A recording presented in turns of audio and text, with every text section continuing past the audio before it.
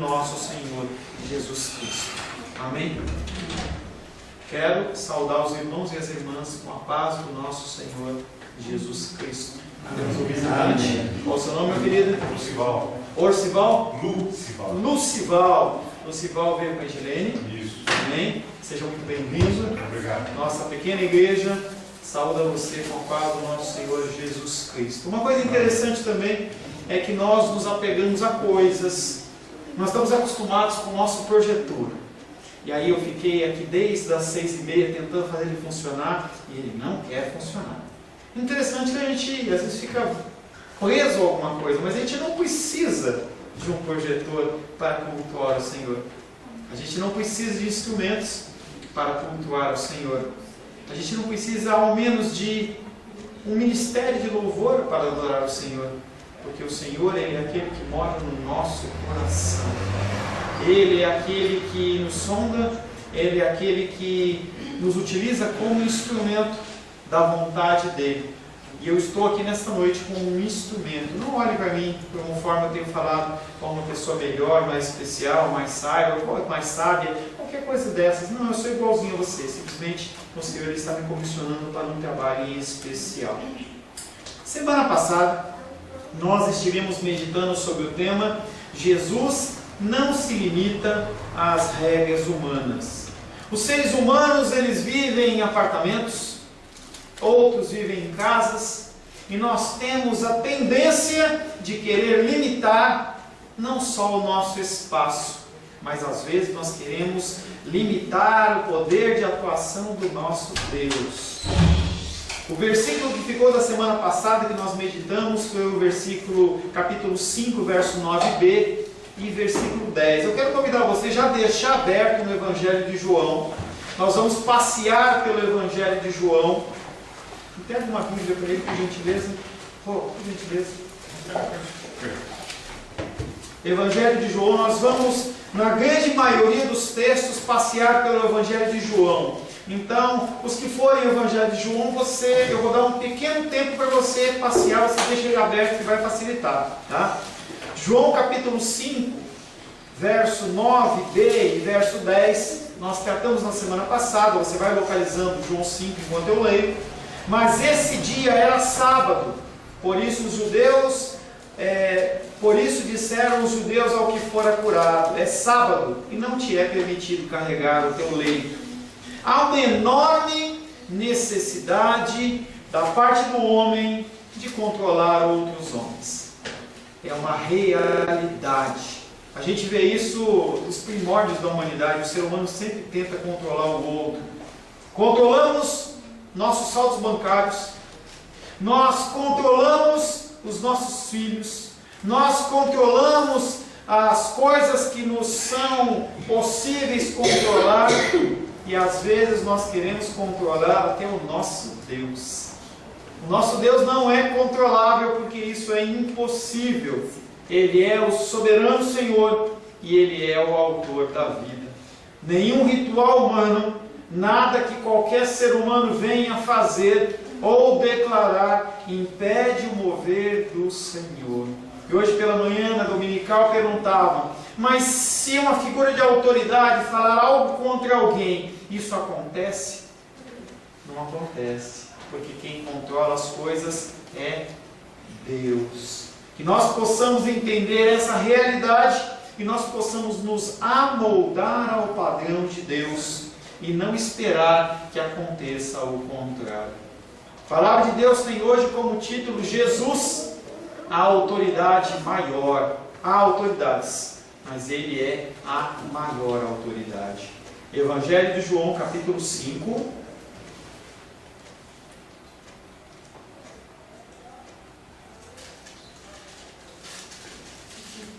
Evangelho de João, capítulo 5, nós vamos ler do verso 1 em diante. E você mantém aberto no Evangelho de João, por favor. Assim diz a palavra de Deus: passadas essas coisas, havia uma festa dos judeus e Jesus subiu para Jerusalém. Ora, existe ali, junto à porta das ovelhas, um tanque chamado em hebraico Betesda, o qual tem 5 pavilhões. Nestes jazia uma multidão de enfermos, cegos, coxos, paralíticos. Estava ali um homem enfermo, verso 5. Estava ali um homem enfermo, havia 38 anos. Jesus, vendo-o deitado e sabendo que estava assim há muito tempo, perguntou-lhe: queres ser curado? Respondeu-lhe o enfermo: Senhor, não tenho ninguém que me ponha no tanque quando a água é agitada, pois enquanto eu vou, desce outro antes de mim. Então lhe disse Jesus: levanta-te, toma o teu leito e anda. Imediatamente o homem se viu curado, e tomando o leito, pôs-se a andar. E aquele dia era sábado, por isso disseram os judeus ao que fora curado: hoje é sábado, e não te é lícito carregar o teu leito. Ao que ele lhes respondeu: o mesmo que me curou me disse: toma o teu leito e anda. Perguntaram-lhe eles: quem é o homem que te disse: toma o teu leito e anda? Mas o que fora curado não sabia quem era, porque Jesus se havia retirado por haver muita gente naquele lugar. Palavra do Senhor, amém? Senhor, em nome de Jesus, mais uma vez, Pai, temos o privilégio de ler a Tua Palavra. A Tua Palavra que é verdadeira, a Tua Palavra, Pai querido, que é inegavelmente inerrante. E nós, Pai, perante a Tua Palavra, só podemos nos curvar, nos constranger perante a pecaminosidade do nosso coração. Aprove o Senhor, Pai querido, que eu estivesse na frente destas pessoas, Pai querido, para trazer um recado do Senhor. Me declaro incapaz, Pai. Declaro, Pai querido, que eu preciso do Senhor. Preciso do Teu Espírito Santo. Preciso que o Senhor me utilize como instrumento da Tua vontade, Senhor. Põe as Tuas palavras na minha boca, Senhor. Tira da minha boca, Pai querido, as palavras que provêm do meu coração, que eu não venha trazer engano para os Teus filhos e para as Tuas filhas. Que cada um, a contar de mim, Pai, a começar de mim, nós possamos ter um Espírito ensinável, para que nós possamos, Pai, receber as palavras vindas do céu, testificadas pelo Espírito Santo, gerando mudança e transformação nas nossas vidas. Em nome de Jesus. Amém. Amém. 38 anos de espera daquele homem, esperando uma coisa que não acontecia. Nós já meditamos sobre esse mover das águas no tanque de Betesda, e não havia nenhum tipo de respaldo histórico que havia realmente esse mover das águas por parte dos anjos, mas as pessoas elas ficavam esperando. E aquele homem, 38 anos, estava naquela condição. E ele não tinha ninguém que podia ajudá-lo, não tinha nenhuma situação que poderia acontecer, que pudesse mudar. Ele padecia de dor, ele padecia de sofrimento, e ele não tinha esperança. No momento tudo muda, e aquele que era limitado no seu caminhar, volta a andar. Como de costume, sempre há religiosos que querem manter o poder através da força. É uma característica dos religiosos. Os religiosos, eles querem limitar as pessoas às suas normas. Nós temos que entender que denominações, elas existem como estruturas sociais e elas precisam de normas, mas essas normas não podem sobrepujar a palavra de Deus e nem podem trazer um sentido diferente do que o próprio Deus está querendo. Mas aqueles homens, aqueles religiosos, eles não estavam preocupados com a situação daquele homem. Não há questionamento sobre o que havia ocorrido. Ninguém olha para aquele homem e fala assim: você estava deitado e aí você está caminhando e você está pegando esse seu leito, está andando por quê? Não, eles simplesmente viram uma situação que não era do jeito que eles gostavam, do jeito que eles aceitavam, dentro da interpretação deles da lei, e eles tornam aquele homem como um culpado. Eles tinham apenas uma necessidade e sede de exercer uma autoridade que a própria palavra não lhes concede. Há coisas que o Senhor ele me dá autoridade para agir e falar, e há coisas que Ele não dá a autoridade para fazer.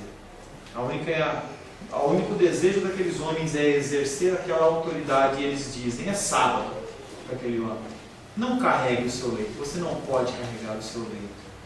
O primeiro versículo que nós vamos meditar está em João 5,11. Você vai acompanhando aí, por gentileza. João 5,11, aquele homem, depois desse questionamento dos religiosos, ele respondeu: aquele que me curou disse, toma o teu leito e anda. O homem dá a sua explicação, e a sua explicação é esta: ele fez exatamente o que alguém mandou ele fazer. Aquele homem que o curou, simplesmente deu um comando e ele obedeceu. Religiosos, vocês não podem me culpar, porque a culpa não é minha. A culpa é daquele homem que falou para mim: levanta, toma o seu leito e anda. Transmissão de culpa a outros homens. Característica do ser humano. Nós não conseguimos reconhecer a culpa em nós mesmos. Nós também transferimos culpas a outras pessoas. Nós transferimos culpas a objetos. Nós colocamos culpas. Eu posso falar assim: o culto não foi abençoado por causa do laptop que não está funcionando. Tadinho do laptop. Não tem vida nenhuma, mas ele levou a culpa. As pessoas, elas colocam a culpa no principal que eles escolhem, é o demônio. E o demônio, ele é colocado, Satanás é colocado como a figura central da nossa pecaminosidade, e não é. Nós somos responsáveis pelos nossos pecados, pelas nossas decisões. Falava hoje pela manhã que a pessoa, ela comete adultério, ela comete um roubo, ela vai lá e enche a cara de cerveja, de pinga, de qualquer coisa que seja, e aí ela fala: a culpa é do demônio. O demônio da bebida me tomou. O demônio do adultério me tomou. E a pessoa não consegue reconhecer que simplesmente ela é um sem vergonha, que ela está cometendo um pecado por causa de uma própria deficiência sua. E as pessoas chegam ao ponto de colocar a culpa em Deus, aquele que é soberano. A pessoa passa a vida inteira com uma vida desregrada. Não cuida da sua saúde, não faz um exercício, não faz uma caminhada. É muito legal a gente olhar para o irmão Cláudio e falar assim: nossa, como o irmão Cláudio é uma pessoa cheia de vida, está com uma dificuldadezinha de joelho, mas até ano passado era uma pessoa que se movimentava, tal, até um ano atrás, com 85 anos, estava 80 anos jogando basquete, e a gente fala: nossa, que bom, né? Eu quero chegar na idade do irmão Cláudio com essa saúde. O que você tem feito para cuidar da sua saúde? Você tem praticado exercício físico? Você tem, na hora do churrasco, você tem cortado a gordurinha fora? Ou você tem pegado aquela gordurona e comido? Você se alimenta de uma maneira que você precisa de 500 gramas e você come 2 quilos? E eu estou falando de alimentação como um dos exemplos, pode ser cigarro, pode ser qualquer coisa. E aí quando a pessoa, o corpo, ele sofre, ele vai à presença de Deus e fala: Deus, por que você permitiu? É hora de Deus olhar e falar assim: poxa, você plantou isso na sua vida, a vida inteira, por que você está culpando a Deus? O ser humano, ele não gosta de assumir a sua própria culpa. Se você segura aí em João e vai lá para Gênesis capítulo 3, no começo da Bíblia. Não desmarque João. Gênesis capítulo 3, verso 11, 12 e 13. É importante você ler e testificar o que eu estou lendo. É uma coisa que você tem que ter como hábito. O que alguém fala, você tem que confirmar na palavra de Deus. Gênesis capítulo 3, verso 11, 12 e 13 diz o seguinte: perguntou-lhe Deus: quem fez saber que estavas nu? Comeste da árvore de que te ordenei que não comesses? Então disse o homem: a mulher que me deste por esposa, ela me deu da árvore e eu comi. Aquele homem põe a culpa em Deus. Ele põe a culpa na esposa. Disse o Senhor Deus à mulher: o que é isso que fizeste? Respondeu a mulher: a serpente me enganou e eu comi. Pôs a culpa na serpente, seja animal, seja entidade demoníaca. Quando você comete um erro, você tem que assumir o seu erro perante as pessoas e perante Deus. É um erro interpretar que esse homem está defendendo Jesus. Você pode olhar para esse versículo e falar assim: não, eu estou falando que aquele homem que me curou, não vou falar o nome dele. Não, esse homem não está defendendo Jesus. Esse homem, ele está jogando a culpa para Jesus. Ele foi confrontado, rapidamente ele esquece da bênção que lhe foi concedida e ele está colocando a culpa em outra pessoa. É um erro interpretar que o homem está defendendo Jesus como se ele estivesse dizendo: qualquer um que tem uma autoridade para curar como ele curou, também sabe interpretar a lei de uma maneira correta. Eu fui equivocado, fui enganado. A autoridade sobre Jesus, ela existe. Isso é uma realidade. Existia naquela época e continua existindo nos dias de hoje, porque Jesus Cristo, ele é Deus. E essa autoridade, ela foi comissionada a ele como homem pelo próprio Deus. Volta para João, capítulo 11, versos 41 e 42. Evangelho de João, capítulo 11, versos 41 e 42. Eu posso pedir para você ler, tá? Então você fique esperto aí com a leitura, hein? João capítulo 11, versos 41 e 42. Assim diz a palavra de Deus. Tiraram então a pedra e Jesus, levantando os olhos para o céu, disse: Pai, graças te dou porque me ouviste.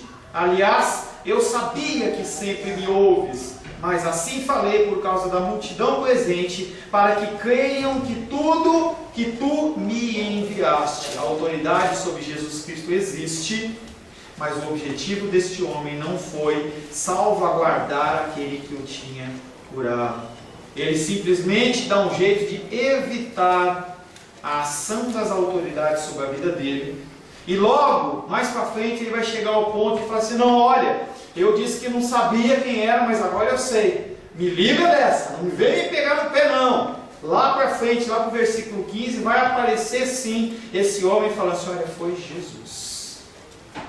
Abre João capítulo 5, verso 15, só para a gente confirmar.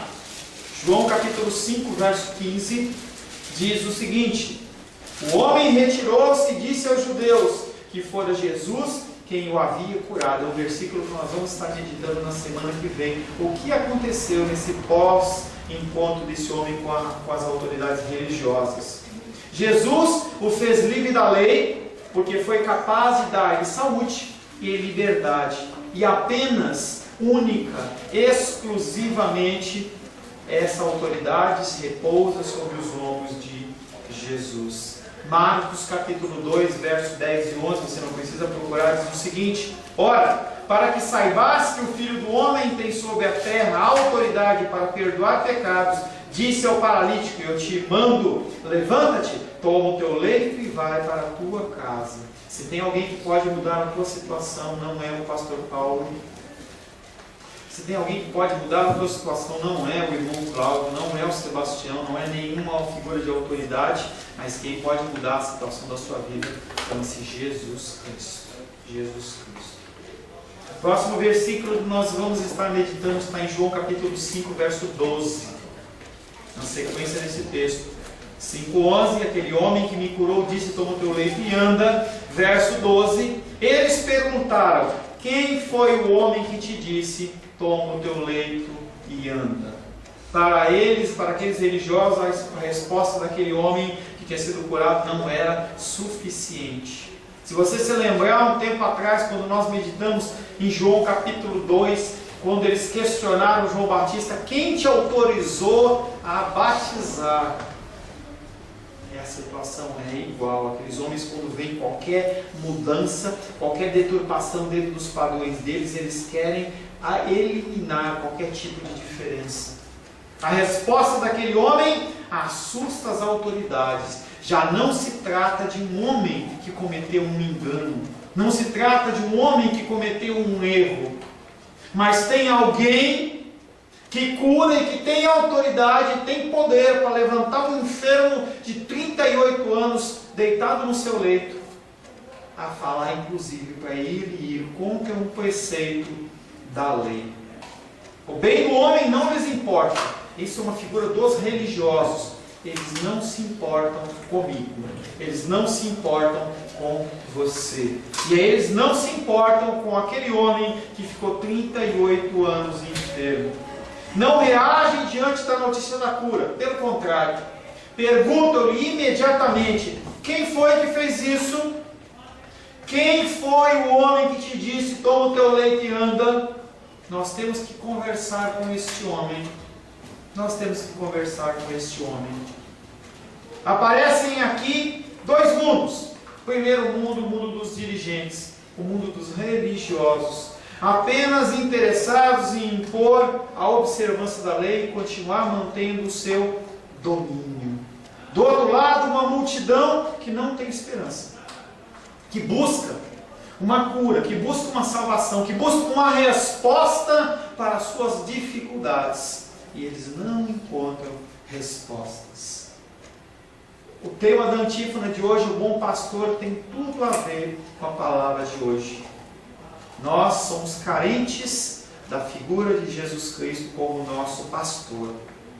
Nós precisamos de pessoas que nos mostrem o caminho que nós devemos seguir. Pessoas que nos auxiliem. Pessoas que, quando nós estamos caídos, nos peguem pela mão e nos ajudem a caminhar. Se necessário, uma milha, se necessário, 2 milhas. Mas que estejam dispostos a auxiliar sem pedir nada em troca. Os religiosos não estão dispostos a isso. João capítulo 5, verso 7. João 5, 7. Respondeu-lhe o enfermo: Senhor, não tenho ninguém que me ponha no tanque quando a água é agitada, pois enquanto eu vou, desce outro antes de mim. Os religiosos não estavam preocupados com o tempo que aquele homem estava buscando a sua cura. Talvez nem o conhecessem. Talvez passassem em meio aos enfermos, talvez apenas para fazer uma vistoria, para ver o que estava acontecendo. E talvez tenha sido isso que tenha acontecido. Eles, numa passagem rotineira no meio dos enfermos, eles encontram aquele homem que estava deitado em pé, carregando a sua maca. São 2 mundos que não se comunicam. Embora não sejam independentes, porque os dirigentes tomam para si uma autoridade que a palavra não lhes concede, eles têm uma dominação sobre a massa do povo. Não se quer nenhum tipo de união. Eu estou aqui no meu lugar, eu estou aqui adorando o meu Deus. Você não vem me incomodar com os seus problemas. Não vem trazer para mim as suas dificuldades. Eu quero apenas adorar a Deus. Eu não quero que ninguém venha me importunar com os seus problemas. E aí eu estava lá no sábado, a Lourdinha ligou para mim chorando. E eu falei para a vovó, eu vou lá ver a Lourdes.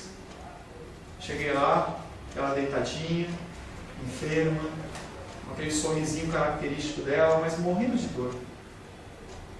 As pessoas que são religiosas, elas não fazem questão de participar da dor e da enfermidade dos outros. Esses religiosos, eles não estavam preocupados. Eles iam nos dias de festas, eles entregavam os seus dízimos, entregavam as suas ofertas, eles eram homens que eram reverenciados, mas longe de mim as pessoas que estão com dificuldades e problemas. Nós nos postamos muitas vezes desta maneira. As pessoas, elas estão com dificuldades e nós não olhamos para ela. Semana passada eu dei o exemplo da Edilene, que ela ligou para mim, tem 10 dias mais ou menos, não chega a isso, e que ela chegou para mim e falou assim: Pastor Paulo, eu vou dar uma sumida da igreja. Eu falei: é mesmo, irmão, o que aconteceu? Não, eu estou aqui dando uma ajuda para a Fabíola, para a mãe dela. Eu falei: você está certo. Você está certo. Ela podia simplesmente se isentar, falar assim: não, eu tenho que ir para a igreja, eu tenho que fazer isso. Gente, é gostoso vir para a casa do Senhor, eu gosto. Sei que ela gosta. Mas naquele momento ela opta, entendeu, pela ação da misericórdia. Esses homens não têm misericórdia. Eles querem apenas a satisfação e o desejo dos seus corações. Além de não buscar resolver a situação dos desesperados, eles acrescentam mais outra, a escravidão, a dos regulamentos. Se tem uma coisa que é ruim e é pecaminoso, chama-se regulamentos segundo o homem, não regulamentos segundo Deus. Nós temos ordem e decência. Nós estamos na casa do Senhor e nós temos ordem e decência. Mas há regulamentos que são impostos pelos homens que são extremamente danosos. Eu não estou aqui para definir como você se veste ou como você não se veste. Eu não estou aqui para definir como você usa o seu cabelo, como você não usa. Se você usa maquiagem ou você não usa. Mas as pessoas, elas querem controlar. Elas querem que não haja nenhum tipo de sombra de variação. E isso gera dano. Ontem eu estava no casamento da Carol. E uma pessoa me fez uma pergunta que não... sem nenhum problema. Ela falou assim: tem alguma divisão? Tinha 2 lados da igreja. Tem um lugar, um lado que é os padrinhos, os conhecidos da Carol e outro do Fabiano. E aí eu vi que ele estava com o pai dele lá, ele muito jovem, uns 18 anos, e eu brinquei, vocês me permitem fazer uma brincadeira com você? A gente não está numa igreja tão tradicional que homens de um lado e mulher do outro, né? Ele deu risada, entendeu? Mas as pessoas, elas colocam normas e metodologias que acabam bloqueando, entendeu? Uma coisa possível de acontecer de forma boa. Às vezes a pessoa chega bêbada, a pessoa chega com trajes que não são, entre aspas, apropriados, e as pessoas, elas simplesmente bloqueiam. Não deixam que a pessoa entre, porque não pode atrapalhar o culto. Homens como esse que estavam enfermos, eles não poderiam atrapalhar aquela festa. Afinal de contas, os fariseus, eles estavam lá, eles não poderiam ser incomodados. A sorte daqueles infelizes é indiferente a eles. A esfera legal é o âmbito de seu poder e a lei o instrumento da sua dominação. Para eles não importa que o homem esteja são ou enfermo, mas a única coisa que pretendem é manter o seu domínio. E aí eu quero falar rapidamente sobre o mundo das campanhas nas igrejas cristãs. Campanhas que muitas vezes acabam por prender a pessoa. Correntes que realmente acorrentam pessoas. As pessoas, elas se veem num compromisso com o objetivo de receber algo em troca. E é interessante que a gente vê que as campanhas, elas estão sempre cheias. E aí eu pergunto para você, se campanha fosse realmente efetiva, você fazer um voto com Deus, vou 7 semanas, vou 8 semanas, vou 15 semanas, vou um ano inteiro, para você receber uma bênção financeira, não era para as igrejas estarem vazias? Porque a pessoa está recebendo, se a maioria pelo menos recebesse essa bênção financeira, ou qualquer bênção que seja, por que ela continua fazendo a mesma campanha? É interessante se você for parar para pensar nisso. E às vezes as pessoas utilizam de campanhas com o objetivo apenas de manter as pessoas amarradas a algo. Eu quero que a minha igreja, ela cresça, então eu vou fazer uma campanha. Eu identifico com uma técnica de marketing qual é a necessidade da igreja, e eu vejo que a necessidade da minha igreja hoje, por exemplo, é a enfermidade, e eu faço uma campanha de enfermos, e eu falo, olha, se você vier 7 semanas, você vai receber a bênção. E se acontecer qualquer coisa, a culpa é sua. E a gente joga o peso na conta de Deus, sendo que Deus não tem nada a ver com aquele propósito que foi feito. Propósitos existem, e você os faz perante Deus, mas é uma coisa entre você e Deus. Não tem que ser orquestrada para mim como homem, não por mim como líder, com o objetivo de auferir lucros, auferir rendas, ou fazer com que a pessoa ela permaneça na igreja.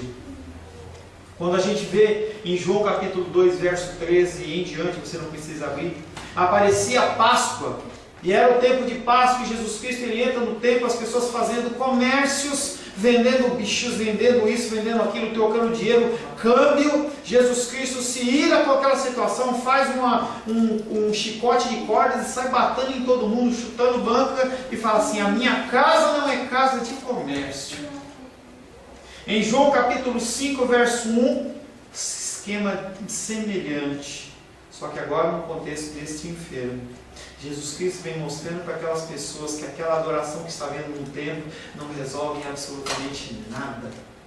Nem sabe se Deus está mais naquele templo, porque as pessoas só pensam em comércio, só pensam em edificar, só pensam em prosperidade, só pensam em enriquecer, enquanto os pobres, enquanto os necessitados, eles estão padecendo necessidades. Há uma festa oficial entre os poderosos, ao passo que existem multidões abandonadas em sua miséria. Caso, como um inválido curado, seria verdadeiro motivo de alegria em conformidade com a festa. Vê como não tem sentido. Aquele homem ele foi curado numa festa judaica. Por que não elevar uma adoração a Deus por aquela pessoa que foi curada? Não é uma coisa natural você uma pessoa ver uma pessoa deitada 38 anos com uma enfermidade e a pessoa começa a andar com liberalidade. Mas aquelas pessoas não estão preocupadas em mudar a sua rotina. A festa dura tanto tempo, tem esse procedimento, tem esse regulamento, E não é uma cura que pode mudar isso. Eles não aceitam.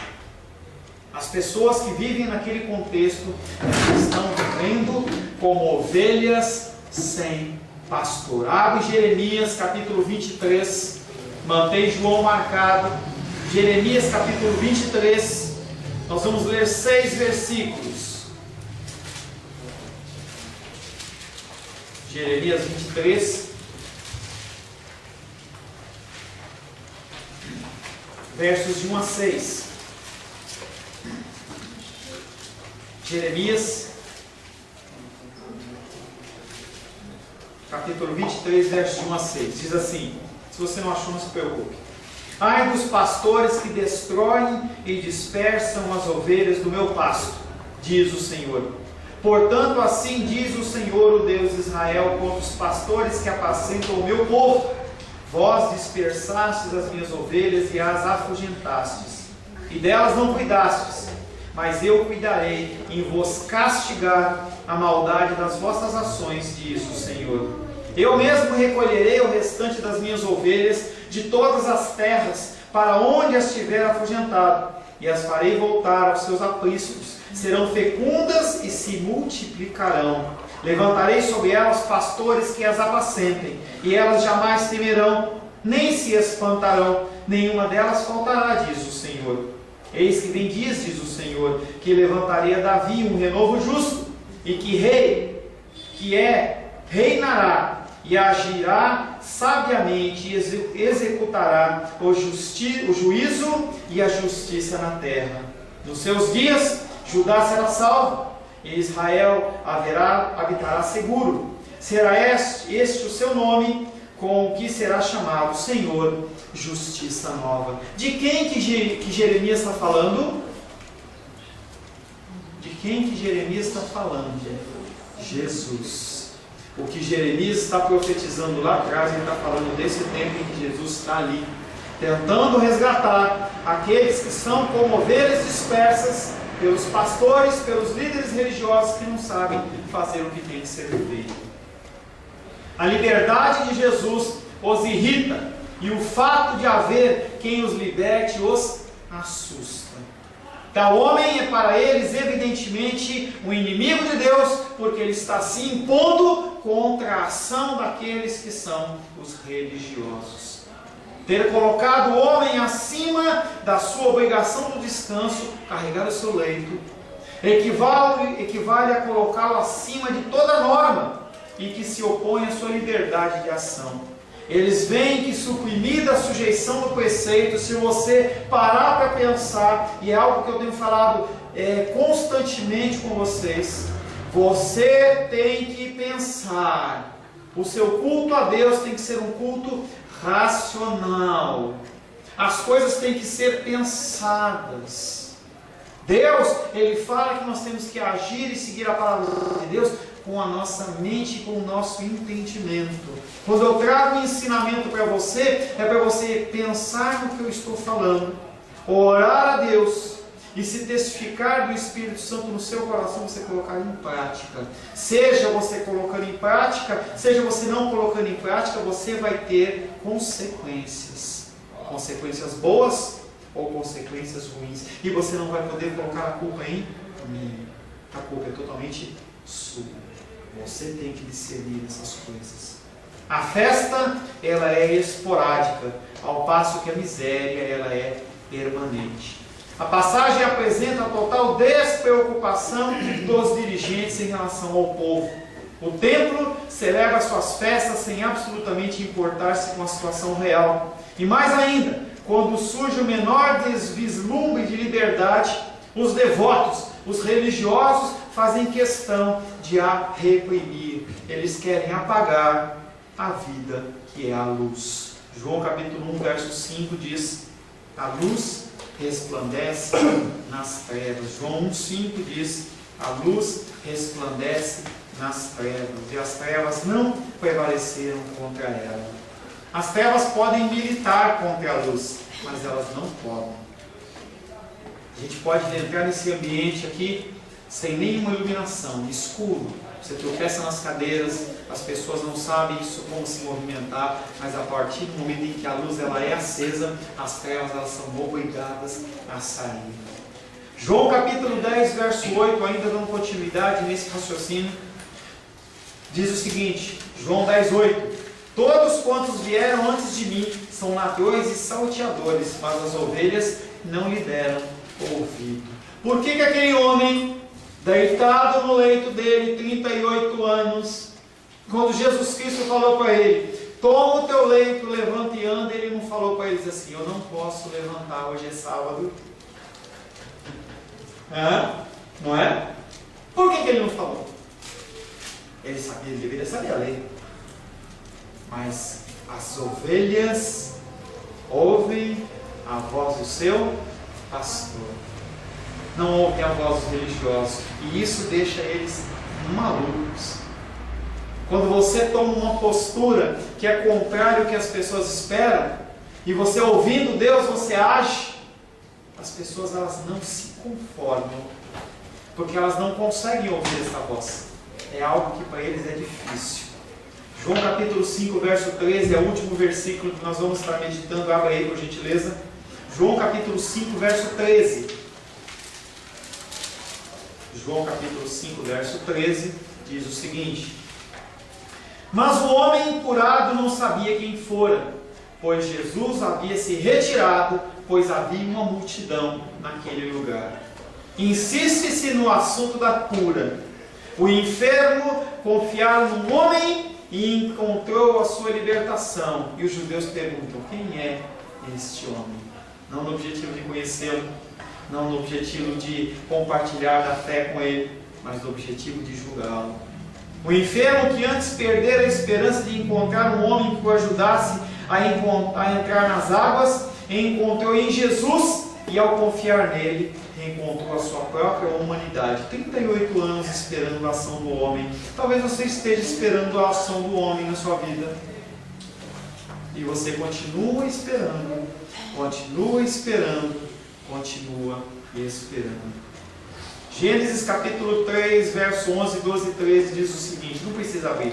Perguntou-lhe Deus, quem te fez saber que estavas nu? Comeste da árvore que te ordenei que não comesses? Então disse o homem, a mulher que me deste por esposa, ela me deu da árvore e eu comi.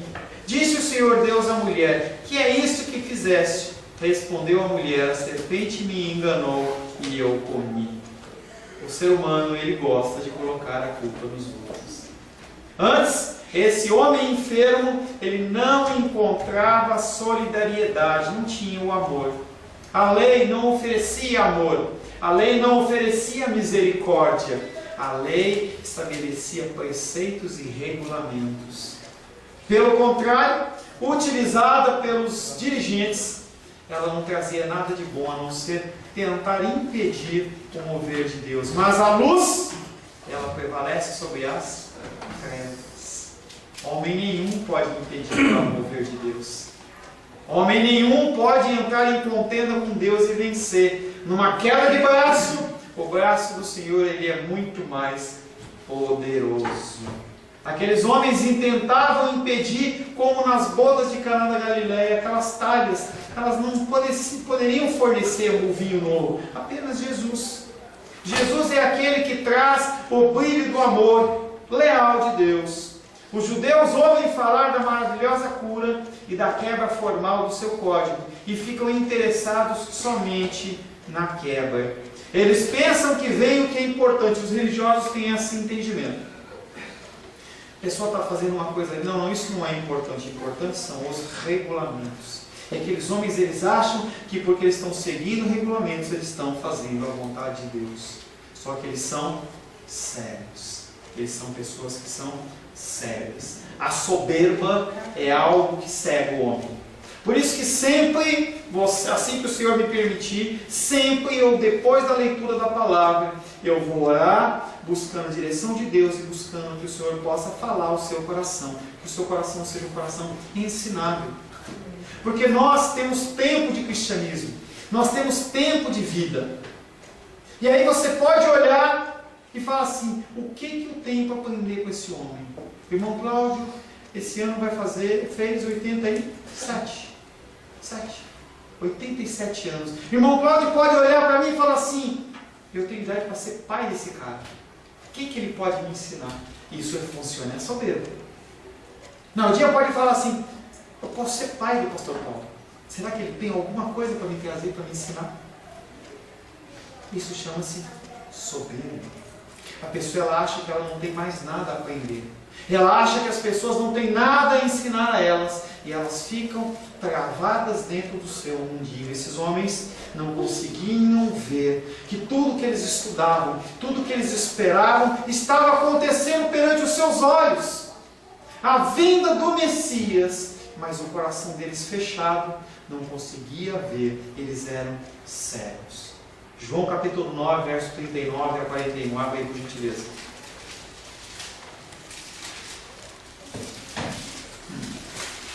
João capítulo 9, verso 39 a 41 diz o seguinte: prosseguiu Jesus. João capítulo 9, versos 39 a 41. Prosseguiu Jesus: eu vim a este mundo para juízo, a fim de que, olha só, a fim de que os que não veem, vejam, e os que veem se tornem cegos. Ele está falando que aquele que é soberbo e acha que sabe tudo, não vai ver nada. Mas aquele que está sabendo, fala assim: poxa, eu não sei nada, vai poder ver tudo. Vai poder enxergar. E aí ele continua. Algum dentre os fariseus que estavam perto dele perguntaram: olha como o religioso já se dói. Porque ele não falou que eles eram os fariseus que estavam nessa condição. Começando de novo: eu vim a esse mundo para juízo, a fim de que os que não veem vejam, e os que se veem tornem cegos. O religioso na hora pula e fala: acaso também nós somos cegos? Jesus, você está falando que nós somos cegos? Jesus responde: se vocês fossem cegos, vocês não tinham nenhum tipo de pecado. Mas porque dizem que vocês veem, o pecado está em vocês. Jesus olha para aqueles homens e fala assim: vocês acham que vocês sabem demais, e isso é a ruína de vocês. Vocês não sabem aprender, vocês não sabem se curvar, vocês não sabem se prostrar. E para vocês, eu não tenho nenhum tipo de ensinamento. Vocês realmente não vão aprender absolutamente nada. O próprio Jesus, após esta cura, ele tinha saído à francesa daquele lugar, porque ele não queria receber honra. Não era o momento. Em outras passagens, é uma coisa comum nos evangelhos. As pessoas veem Jesus Cristo fazendo os milagres e maravilhas, e aí eles querem fazer ele rei. Acontece isso quando ele multiplica os pães. Entenda que não havia facilidade como nos dias de hoje. Eu estou com vontade, eu vou ali no mercado e compro um pacote de pão puma, eu faço um lanche. Não havia essa facilidade. Você plantou, você come. Você tem guardado, você come. O comércio não era como o nosso tempo, que você vai no mercado 24 horas, eu vou lá, estou com vontade de tomar um refrigerante, eu estou com vontade de comer um iogurte, eu vou lá e compro. Não é assim. E aí Jesus Cristo vem e multiplica os pães, 3 pãezinhos, 3 pães, 5 peixes, alimenta quase 5.000 pessoas. E aquelas pessoas falam: opa, olha o meu extra 24 horas aí, não vou precisar mais comprar minha comida, vou colar nele, vamos fazer ele rei? Ele multiplica os pães todo dia, está ótimo para a gente. Jesus Cristo, quando vê o coração daqueles homens, vai para o monte orar. Nesse contexto, mesma coisa. Se ele ficasse ali no meio daqueles enfermos, as pessoas iam querer talvez tornar ele um novo Deus. Isso acontece lá em Atos, se não me engano, quando os apóstolos começam a curar, e os homens da cidade olham e falam assim: não, esse homem é Mercúrio, esse homem é filho de Júpiter, vamos oferecer sacrifícios, vamos endeusá-los. E as pessoas: não, nós somos homens como vocês. Jesus Cristo, ele não aceita que ele seja levado como Deus ou como rei, porque não é a hora. Ele está ali fazendo um sacrifício e uma ordenança de obediência do Pai. João capítulo 6, verso 15, testificando o que eu falei, diz o seguinte: sabendo, pois, Jesus estavam para vir com o intuito de arrebatá-lo para o proclamarem rei, e havendo após a multiplicação dos pães, ele retirou-se novamente sozinho para o monte. Nem os discípulos foram com ele. Quando se fala de um lugar, mas o homem ele tinha naquele lugar, no finalzinho do versículo 13, este lugar citado indica o templo onde deveria se manifestar a glória de Deus. As pessoas deveriam ser curadas dentro do templo e não fora do templo. É a demonstração de que a autoridade de Deus não estava mais lá dentro, ela estava fora. A autoridade não estava mais dentro do templo. Havia ainda a arca, havia ainda o véu, haviam as coisas, mas a autoridade de Deus não estava mais naquele lugar. A cura ocorre fora do lugar. Aquele lugar, ele não era mais um lugar da habitação de Deus, era um lugar de comércio. João capítulo 2, versos 14, 15 e 16. É um texto que eu já falei dele, nós vamos ler. João capítulo 2, versos 14, 15 e 16. E encontrou no templo os que vendiam bois, ovelhas e pombas, e também os cambistas assentados. Tendo feito um chicote de cordas, expulsou todos do templo, bem como as ovelhas e os bois. Derramou pelo chão o dinheiro dos cambistas, virou as mesas e disse aos que vendiam as pombas: tirai daqui estas coisas, não façais da casa do meu pai uma casa de comércio. Falar hoje pela manhã que quando a gente olha os programas evangélicos, em especial de sábado, você vê que dentro de um período de tempo de 1 hora, que é um período básico que uma pessoa aluga, mais de meia hora é para vender livro. Mais de meia hora é para levantar recursos. Enquanto um objeto, um tema como aquele, um lugar como aquele poderia estar sendo pregado a palavra na íntegra e pessoas poderiam ser alcançadas.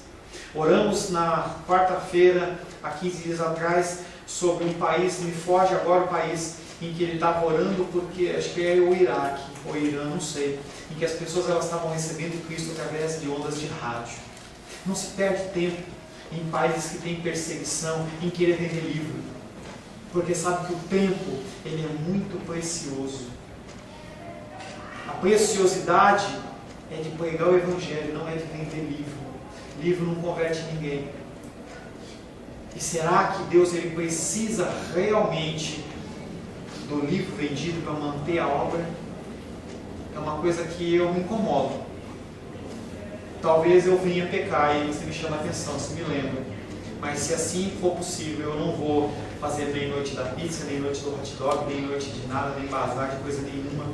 Porque se você, como membro da igreja, não entende o princípio do dízimo e oferta, por que eu tenho que criar artifícios para sanar dificuldades?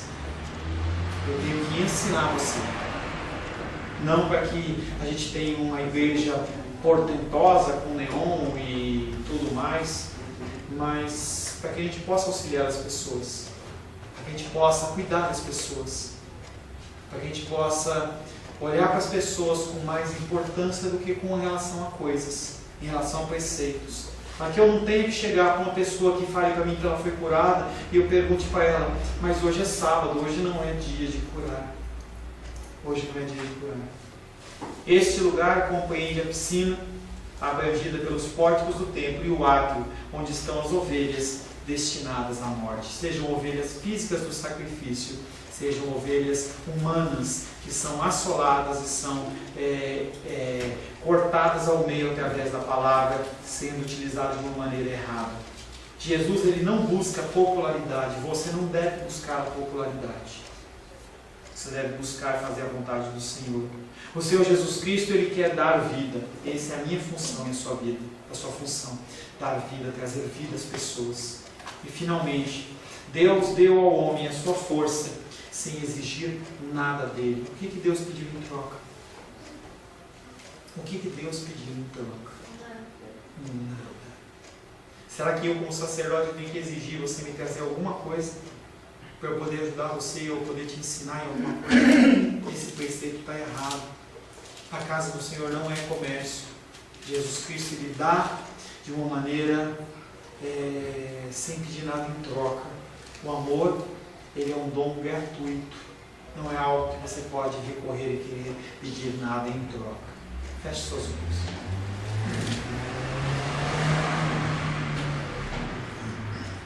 Senhor Deus, nós queremos louvar, adorar e bendizer o Teu santo nome, Deus. Agradecemos a Ti, porque o Senhor nos ensina através da Tua palavra como nós devemos proceder. Nós temos dificuldade em obedecer, Pai. Nós temos dificuldade, Pai, em fazer coisas que são contrárias à nossa natureza. Mas a Tua palavra, ela não nos dá a opção. A Tua palavra, ela nos exorta que nós façamos conforme o Teu querer e conforme a Tua vontade. Que o Teu Espírito Santo nos ensine mais e mais a viver nos caminhos do Senhor. Não buscando a honra humana, não buscando o retorno humano, mas apenas glorificar, exaltar e bendizer o santo nome do Senhor. Em nome de Jesus. Amém. Glórias ao Senhor. A paz seja convosco. Meu nome é Paulo César. Eu sou pastor da Igreja Cristã Semente de Vida, aqui em Brasília, Distrito Federal. Me alegro que a palavra tenha te alcançado. A palavra faz isso. Ela alcança as pessoas aonde quer que elas estejam. E você foi agraciado com esta palavra. Não que eu tenha nada especial a te dizer. A palavra ela é suficiente e ela usa quem ela quer. E eu me alegro por ter sido um canal para poder te abençoar. Mas eu quero te dizer que não basta você ser um ouvinte. Não basta ser uma pessoa que se alegra quando você ouve a palavra de Deus. A vida ela é feita de decisões. Se você está ouvindo essa palavra hoje, eu creio que o Espírito Santo tem um propósito especial com você. Muito mais do que prosperidade, muito mais do que uma cura física, uma cura emocional ou espiritual, Ele quer te alcançar para a vida eterna. Nós investimos nosso tempo, nós investimos as nossas forças em coisas terrenas, mas o Senhor ele tem muito mais a oferecer. Ele tem sim para você a cura, Ele tem sim para você a prosperidade, mas Ele tem muito mais que isso. Submeta-se a um Deus que Ele é capaz de mudar e transformar a sua vida por completo. Creio que o Espírito Santo ele é capaz de tocar o teu coração. Quero pedir que você curve a sua cabeça. Senhor, em nome de Jesus, coloco na tua presença essa vida que ouve esta ministração, que ouve esta palavra. Pai, eu não tenho capacitação nenhuma, mas o teu Espírito ele é capaz sim de tocar nesta vida, gerar nela mudança, transformação, arrependimento, e que ela possa simplesmente bater no peito, convencendo-se que é pecadora e que precisa de um Deus salvador. Não há um caminho a ti, meu Deus, que não seja através de Cristo. E eu lhe peço, Pai querido, que você alcance essa vida e ele possa sim tomar uma decisão pessoal pelo Senhor, em nome de Jesus. Amém. Amém, meu querido. Amém, minha querida. Fico contente que você esteja ouvindo essa ministração até o fim. E peço que você não se limite a ouvir os cultos pela internet. Você procure perto da sua casa uma igreja, um lugar que proclame a palavra do Senhor. Eu oro para que o Espírito Santo te direcione nessa busca, porque muita coisa tem sido oferecida que não é o Evangelho. Eu abençoo a sua vida em nome de Jesus. Amém.